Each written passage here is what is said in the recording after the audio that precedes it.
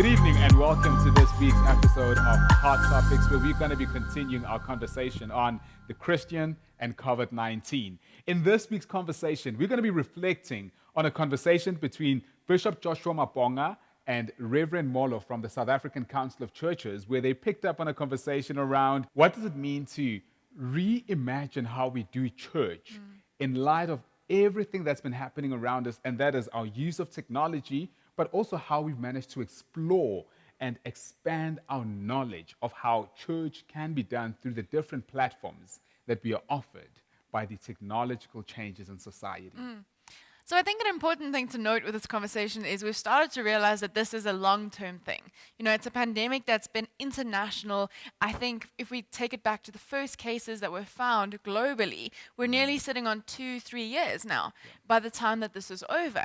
And as the church, we can no longer exist from a place of this is a quick over and then we go back to the normality, but we have to start to realize that this is really not just the term that we're throwing around, the new normal, but that our normal both now and long term will have to be derived from what we have now.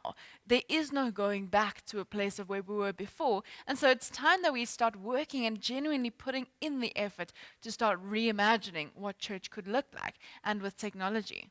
And for me, else, before we go to the clip with Reverend Molo, it's actually amazing how much we usually, we never want to move with the times up until a tragedy hits, or up until there's something that really forces us to begin to adapt how we do things to what is happening around us. One of the most interesting things, is the fact that churches are usually resistant to change. That's one thing I've seen. You look in history, churches did not want to acknowledge that they had a responsibility to minister to youth.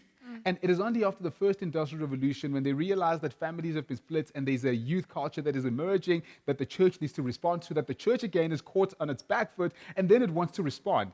And again, even with what is happening right now, technology has long been advancing. There's long been a need for churches to find ways of ministering or engaging people through the various platforms that we are offered by how technology has advanced in society. And it is so weird, or rather, it is rather odd, that churches again are caught on a back foot and they're forced to react as opposed to being proactive. Will it always take a crisis to force churches to adapt to what is happening around them? Are we that arrogant?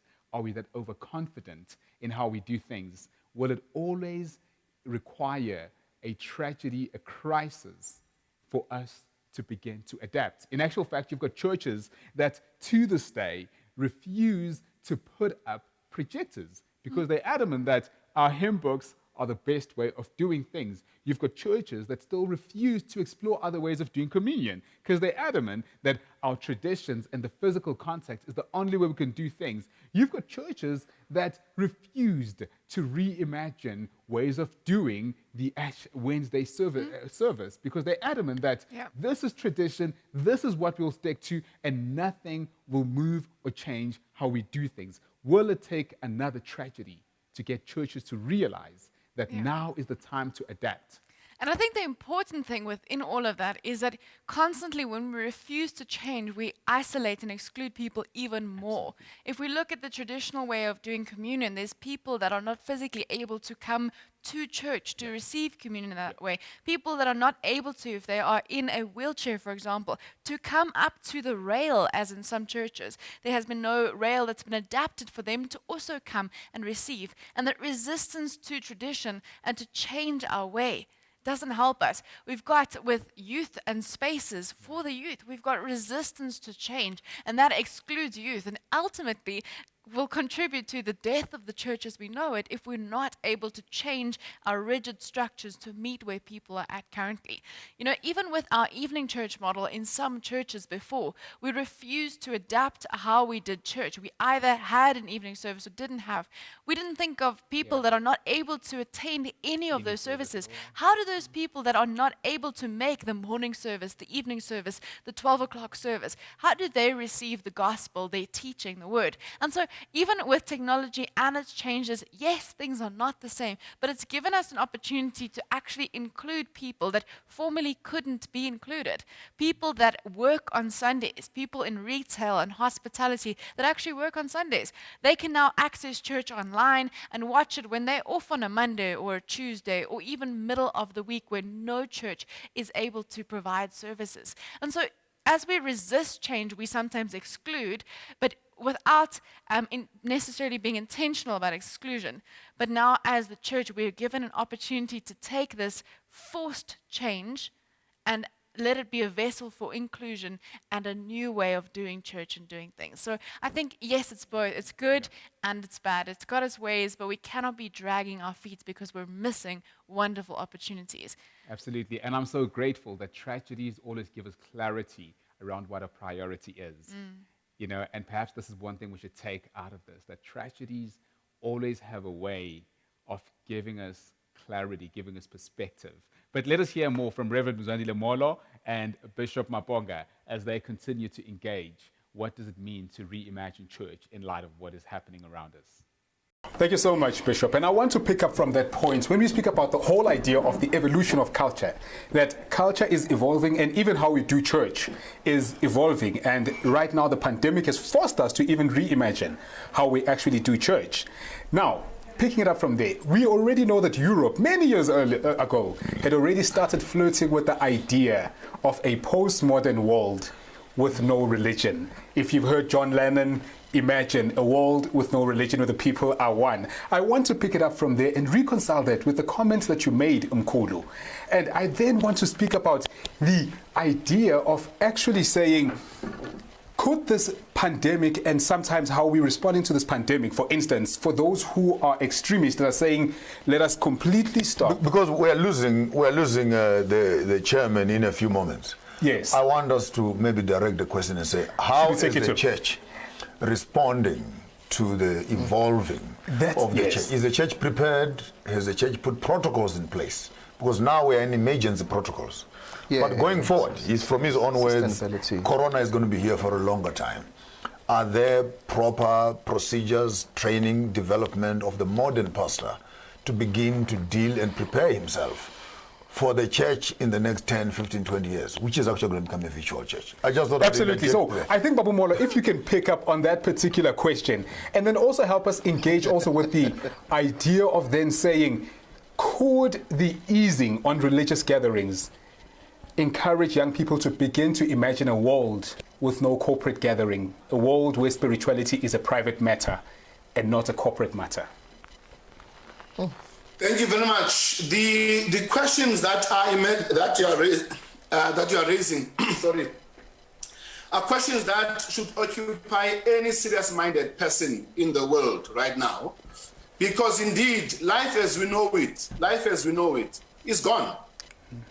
The social constructs that gives us a certain kind of meaning have been not only stretched by COVID-19, they have been strained to a point where they are unable to make true sense of how to respond to this.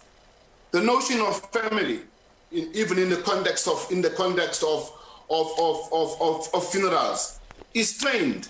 How do you become a wife? How do you become a wife when you can't attend your husband's funeral because you are infected yourself? And therefore you must either depend on noise or your husband. It really stretches everything that we know of as life as we know it.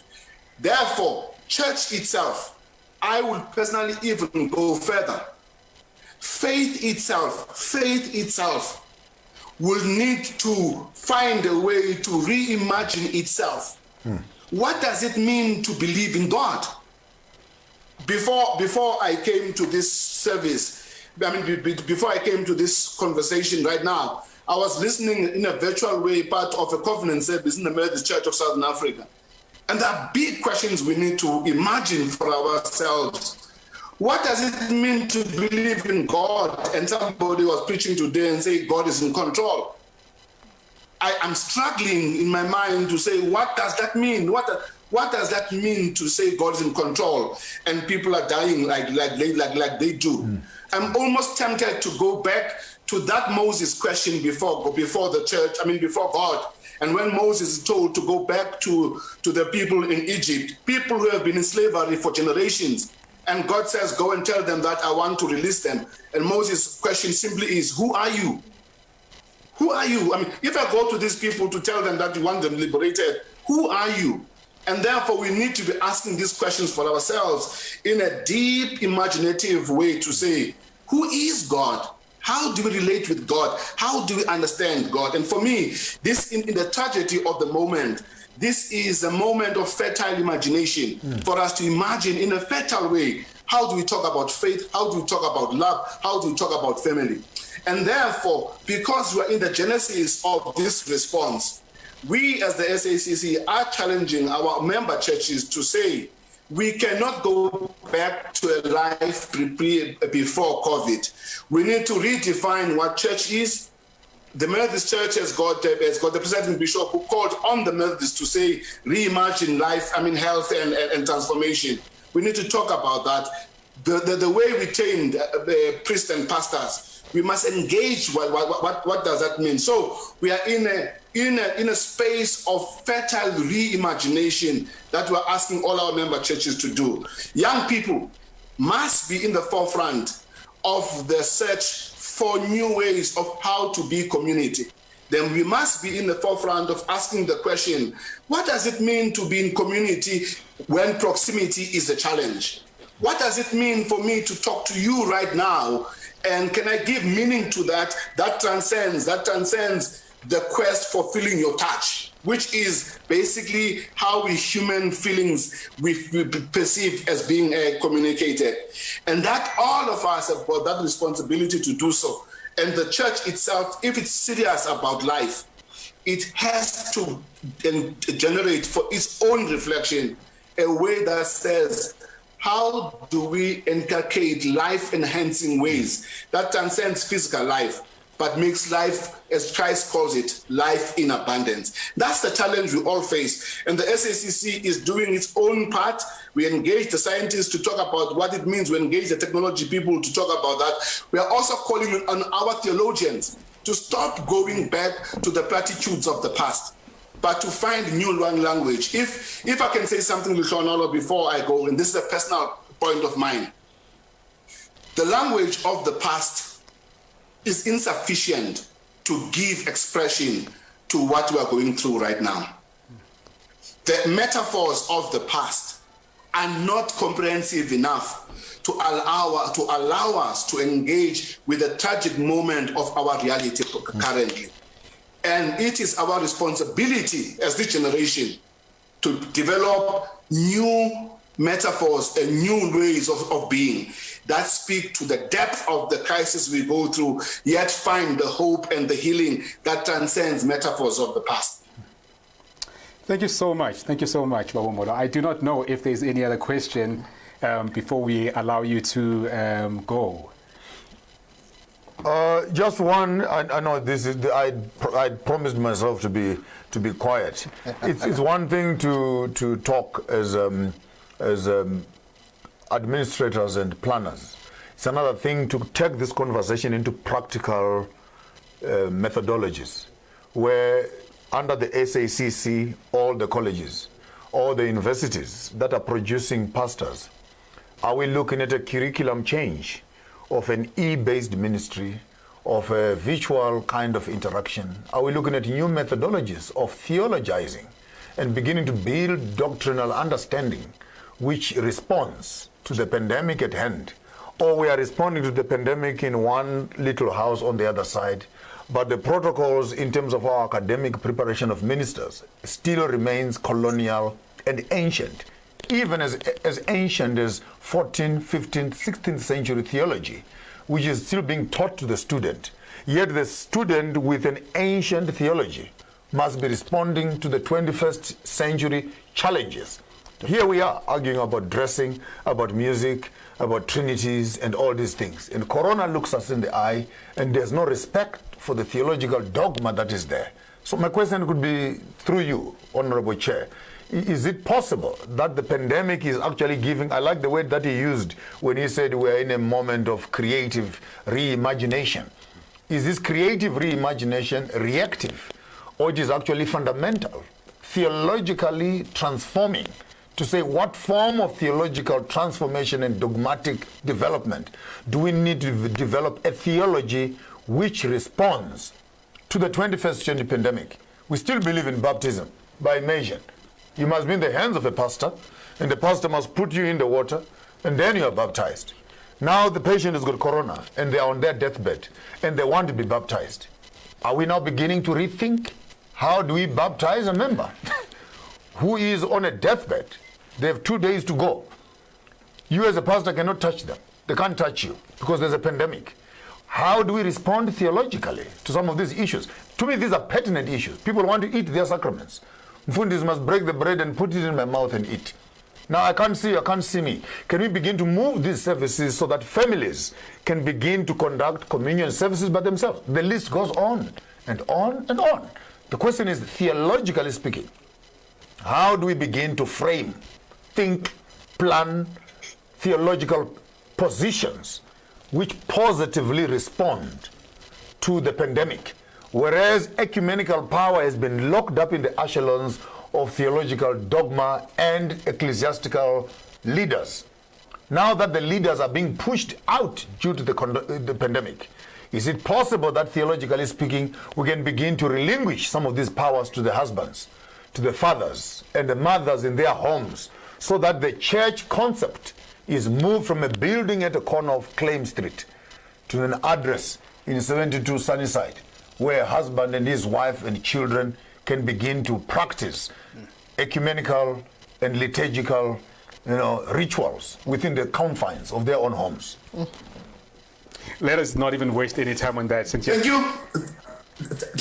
Thank you very much. To respond to the bishop, let me just kind of clarify the SACC, how it functions. Indeed, we do not call for dogmatic essentialism in the way we operate with our churches. We actually do not enter into doctrinal debates with our members because we represent a diverse group of people. But what I'm prepared to say to the bishop is that the pandemic itself is for me an intensifier. And indeed, what's the right word I'm looking for? It forces us to get our minds together. In the tradition of the SACC, if you go back in its own engagements, from the moment where we were talking and dealing with the crimes of apartheid, the commitment has always been to shift theological thinking away from dogmatic purity into praxis of liberation and of love. And because that has been our focus, we have been in constant contestation with what has been, if I'm frank, and that's where the bishop is correct, with the hegemonic power of the Western way of theologizing that has found its way not only to impose its will, but the way to adjust and even absorb the protests against its power and streamline it into its own ways of doing things. So we have been part of that great challenge, and as the bishop, as a student of history, will know that when you are dealing with a hegemonic presence, you are going to deal with it in constant struggles where the power itself wants to reimpose itself. So the SACC has always been committed to the liberation of what some of us call liberating the text from the hands of those in power into the hands of those who are vulnerable in society, such that those who are vulnerable in society are able to find liberative ways. And those of us who know some history will know that the greatest example of that is what was called the base community in Latin America, where because of the oppression, for example, of the Batista regimes in places like El Salvador and other places like in Brazil, where people will meet and find the liberative power of the text in the small communities that they gather for them to find the liberative power to journey with them. So the SACC has been part of that tradition that seeks to say that institutions are not meant to be prisons. They are meant to be facilitators of a deeper discovery of what it is to be a Christian in the world. So the SACC has been part of that. What the pandemic has done, even in the economic sphere, even in the social sphere, the pandemic says to all of us, your yesterday is not sufficient to deal with today.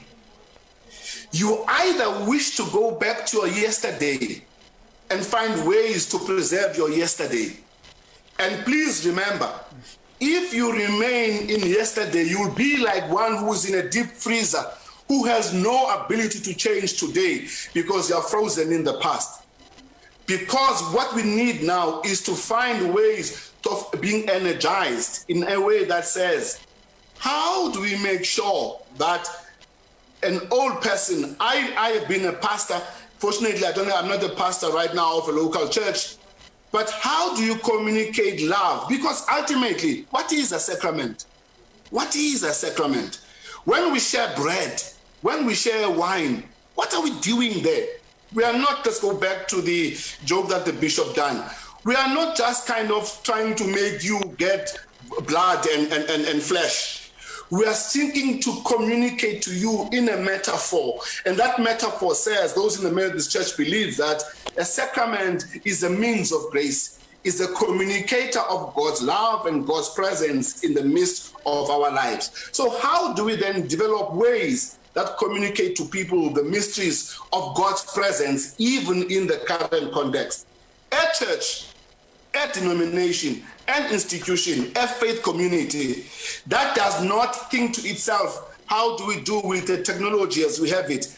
How do we fight with those who own data companies to take down the data? Because we don't want to create a situation whereby the church becomes a place for the elite, where the elite, because they've got access to data, are able to get to that. How do we speak to our public broadcaster and say to our public broadcaster, our people's faith is an essential part of who they are? How do we communicate to our people the sense of being community together? If a church doesn't think and apply the mind to the issues that the bishop is raising, that church is bound to die. That church will be irrelevant in the next 50 years of the life. A church that depends on certitudes, a church that belongs to saying, I can stamp in my pulpit and shout at my pulpit that God is good all the time. That church is doing a disservice to God's people, because the God I believe in, the God that the SACC believes in, is a God who left heaven. If you follow the Pauline tradition, if you follow Luke, he became Emmanuel. He decided to say, the lofty places of heaven are not the places where I need to be found. And this is the beauty of at least my understanding of the Christian faith. The Jesus who is born in the world is not born in any temple, is not born in any fleshy palace. Palaces and fleshy places are deliberately avoided by God. He is born with his family in a stable.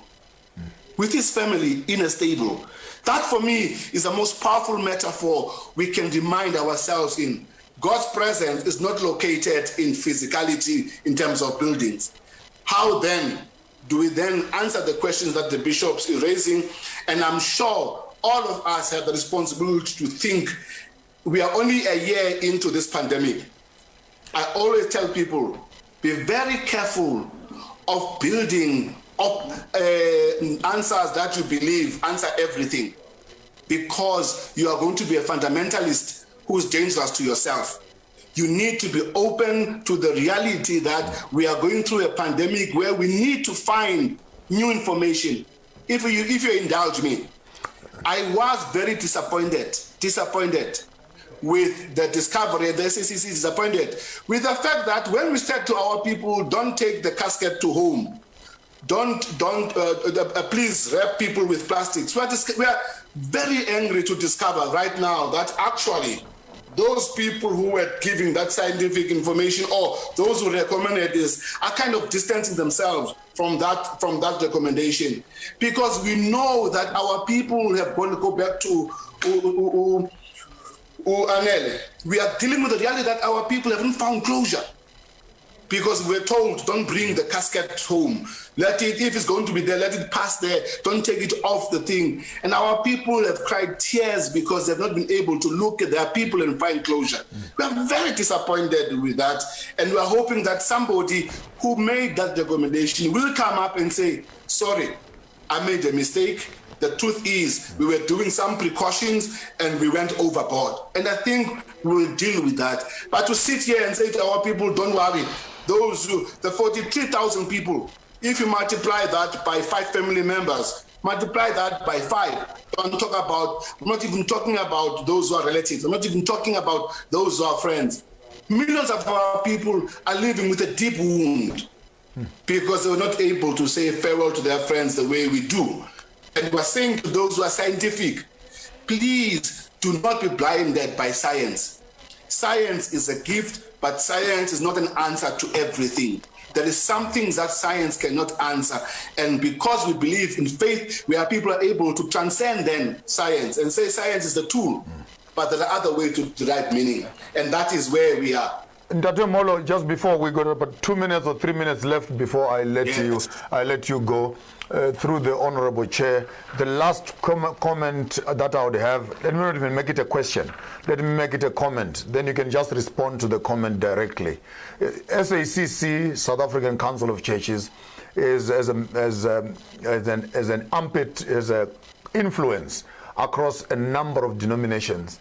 And we believe so that your greater part of your membership is actually an educated, progressive membership. Inclusive to that are politicians. Inclusive to that are scientists. Inclusive to that are educationists. The fraternities are countless. And as a South African Council of Churches, my comment, I was going to make it a question, but because of time, I'll make it into a comment. Is it possible, or will you make it possible, within your organization, I recommend that you gather together all the doctors, all the pharmacists, and all the professionals who are within your congregational influence, so that the solutions that you are looking for, instead of us always focusing on ministers who are more on the doctrinal side, those conferences have been organized from the Council of Nicene to date.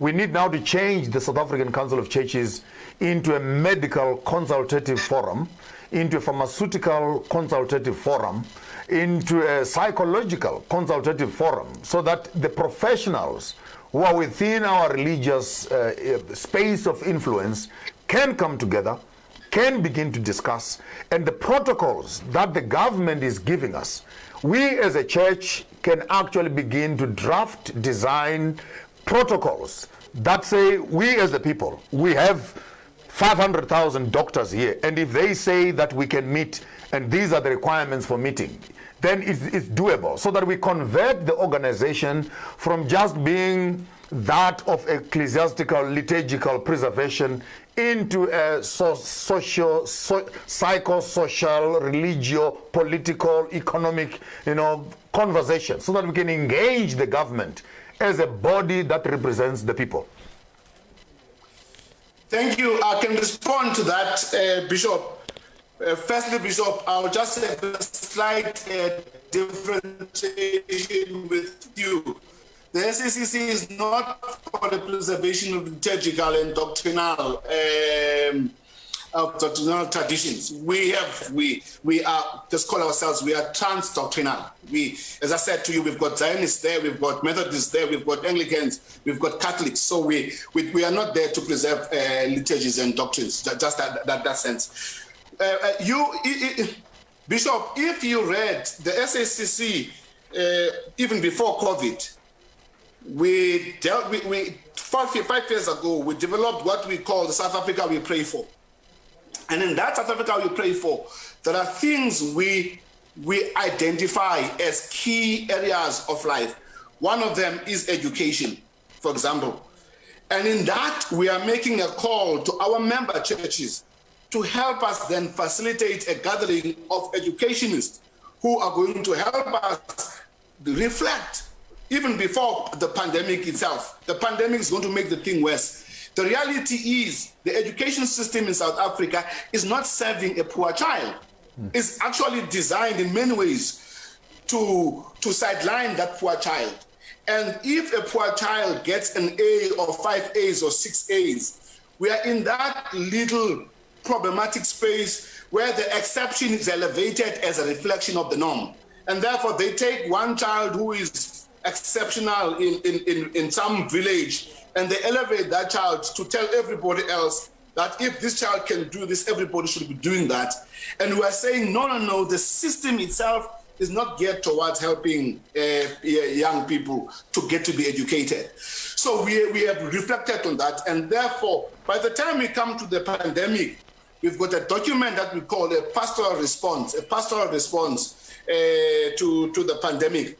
And out of that document, Bishop, we are saying those who are scientific in our churches, for that matter, Bishop, we have suggested that every local community, every local church should consult its own members who are scientifically trained to make sure that they understand this thing at the local level. Because we do recognize, Bishop, that when we meet at the highest level, but we depend on people to take decisions in a meeting and send it somewhere. Our view was, make your scientists at the local level to be your biggest point of reference and speak about that so that we can generate from that an understanding. So a short answer is that strategy is part of what we seek to do. As I indicated, Bishop, earlier, the protocols that the SACC have developed were also protocols where we consulted scientists and said to scientists, we hear what Karim is telling us. Give us your honest, independent analysis of that. So we've engaged with them. So the point you're making is one that we take on board gladly because it is part of what we seek to pursue as we move into the future. All right, I'll hand over to you so that we can take a small little short break. But from my desk, Honorable Reverend, I truly appreciate your presence today, and I'm very grateful. From the expressions that I'm hearing, I don't think we have lines of differences except what is exaggerated. I think I need to make a public announcement that I would want to have you in studio in the near future, and you can expound and share with us the great vision that you have as SACC. Over to you. No, before you say goodbye, Bishop, you know the story, Bishop, of the Chuluba, who didn't want to resign, who did not want to step down. And he had a meeting with the former President Thabo Mbeki, and Thabo Mbeki goes to public and says, Chuluba has promised me he will resign or something. He will not contest the elections. You are binding me in the public, Bishop. so that I have no option out, Bishop. Thank you so much. Thank you so much, Reverend Zwandile Molo. And so as we continue to chew on this, the truth is we are no different to the picture that is painted in the Bible of Israelites. When we come back, I want to engage our indigenous psychologist here. Don't go away. Can I just say something? I don't know. You might go for your advert. No. I want to say to Anele, and I want to speak because let me call it the overconfidence of Christianity. The overconfidence of Christianity has blinded some of us from the reality of models of healing and life that transcend what we perceive as truth. Hold it right there. Hold it right there. I think you encapsulate it well. The overconfidence of Christianity must never overshadow the impact of other methods of healing that we have from our history as we're moving into the future. Don't go away. We'll be back right after the break. And if Ntate Molo is still available, I will give him another minute or so. Let's see him having killing again. Please stay with us. We'll be back after the break. Absolutely amazing. In actual fact, it confirms what many of us have been saying, that there is no reason for the church to not reimagine, not only in light of COVID, but the church should be continuously reimagining how it exists. Because one of the mysteries, or rather one of the one of the phenomenal things about the church is how it is a concept that can be recreated in different contexts. You know, the church is not tied to one particular context, and that's how it should be done forever, but it can reimagine and recreate its expression in different contexts. And that is where we are failing. In actual fact, one of the things that stand out, I know Mzwandile Molo says this through this particular series, in the interviews we've had with him in the series, and he says the church is overconfident.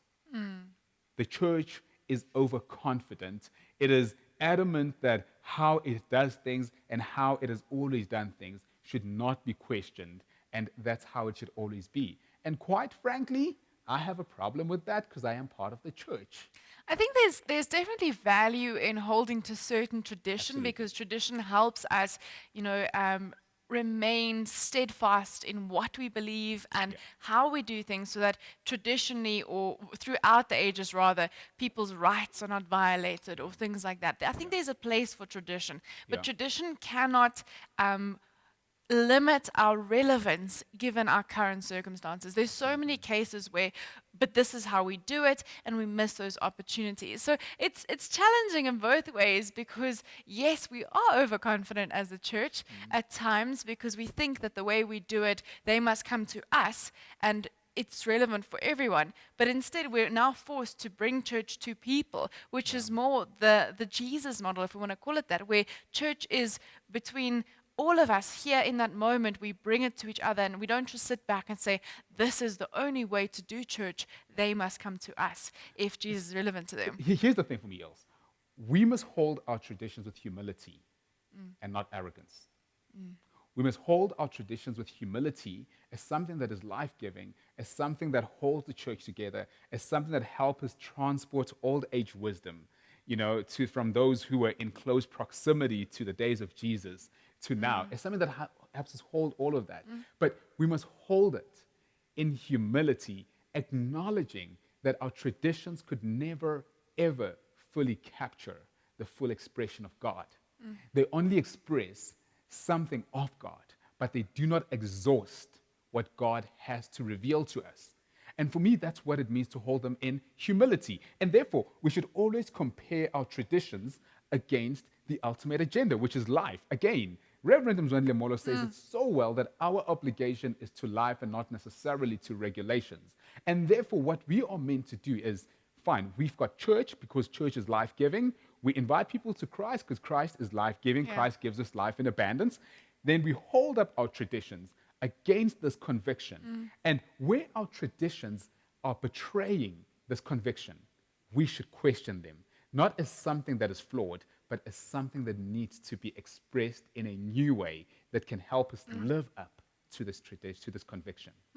I think you've said it all. I think that's the only way we can really find ourselves in a place where we are still relevant, yet we do not lose what we've held as sacred and also as our tradition. There is a deep value in being rooted in history and tradition. Absolutely. As we find ourselves now asking, as people have over the years, what is church? What does it look like? What does it mean to be a Christian in my lifetime? We're not the first people to go through a pandemic. It's not the first time for the church to face situations like this. We have world wars where the church was forced to re-examine. We have civil wars where the church is forced to re-examine. We have other pandemics where we're forced to re-examine.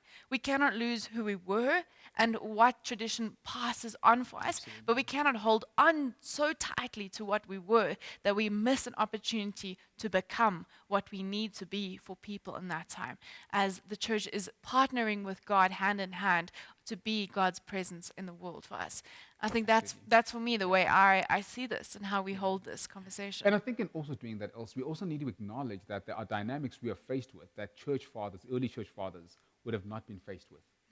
We need to acknowledge that they never got a chance to ask questions around communion and technology. We need to also acknowledge that they never got a chance to ask what it means to do church in a world of AI advancing at such a fast rate. One of the realities we need to accept is simple exegesis sermons will one day be done by robots. Yeah. and they'll probably do a better job. It's already possible. You know, and Bible therefore, project it, and there what it's there. we need to ask ourselves is, what is the role of the human being in this world that is advancing at such a fast pace? You know, we also need to ask ourselves, what are the ethical implications? What are the political implications? What are the technical implications of technology within the church space? You know, and that requires a deep sense of humility and not the arrogance that we sometimes display and show as the church. Definitely. It gives us a lot to think about as the church and how we hold this. There's a lot of sensitivity to where people are at. We also have to look at the idea of the lack of access for some people. There is the idea of access for some, but then there's a lack of access for others. There is an abundance of human connection for some, and that's it's not a problem if they don't have it, but there's such a lack for other people. You know, what comes to mind when you speak about artificial intelligence is some apps nowadays, if you're sick, you enter some symptoms that you have, and it will give you a diagnosis. But people are not satisfied often with this because they miss the human interaction. They need that source of care and comfort for a doctor to say, oh, I can see you're not feeling well. I can see and have that care. And so as a church, yes, we can have the artificial intelligence and we need to make use of it as a point of access and a touch point for people. But we cannot lose our pastoral response in how we interact as human to human. We're not just a content creating machine. Because if we get into that, we're competing with the for lack of a better word, the secular realm with such great content, whether it's Christian or not. There's amazing content. And so we cannot just get stuck on that. We really have to remember that as a church, we are the hand of care and the hand of touch, even if it is by proximity and by distance. At times, we have to find ways to reimagine, but not lose what we're all about. And for me, that's exactly what it means to reimagine with humility. Acknowledging that there are places where we'll be easily replaced.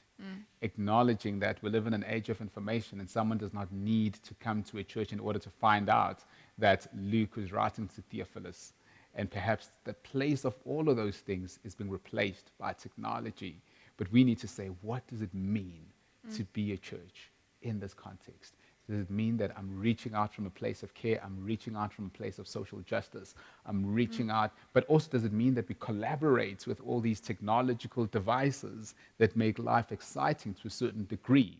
But we continue to reimagine. We continue to reimagine. And so, do please join us for our next series. We're closing up today's series. I think it's been a fairly exciting series. Great. We've had some really amazing guests join us, and we just want to thank you also for joining us through this series. And we want to encourage you that as we continue to understand what it means to live in a life where, or rather to live in an age where there are vaccines, to live in an age where we have to take medication, vitamins in order to survive this pandemic. We will live in an age where we need to wear masks in order to survive this pandemic. I want to encourage you to continue to wrestle with these thoughts and not go for easy answers, not go for an easy way out, but continue to wrestle and say, what does it, or rather ask yourself the question, what does this mean for me as a Christian? In our next series, we're going to be covering the Rainbow Nation and what it means to live in South Africa in 2021 as we continue to grapple with issues of race, farm murders,